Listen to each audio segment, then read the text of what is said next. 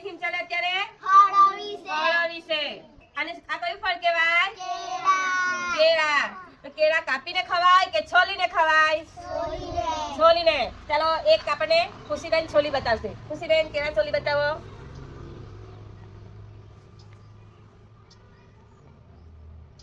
ખાઈ બતાવો. જો કેળું કેવી રીતના ખવાય? છોલીને ખવાય. છોલીને ખવાય ને. ત્યારે સફરજન છે એ કેવી રીતે ખવાય? કાપીને. કાપીને ખવાય ને. પછી સંતરા હો કેવી રીતે ખવાય? છોલીને ખવાય. છોલીને ખવાય. પછી તરબૂચ કેવી રીતે ખવાય? ચલો બોલો.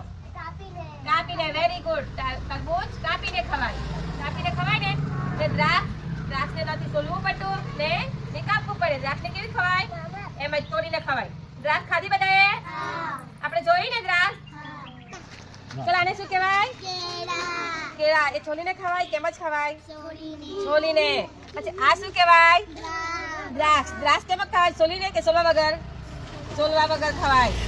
એને ધોવું પડે ને. અને શું કહેવાય? દ્રાક્ષ. ને એને કેળા. આ કેવા કલરના છે?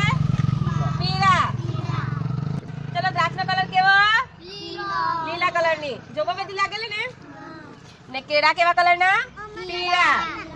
ભાવે તમને? કેળા કેવા લાગે? મીઠા. ને દ્રાક્ષ બી મીઠી. સરસ.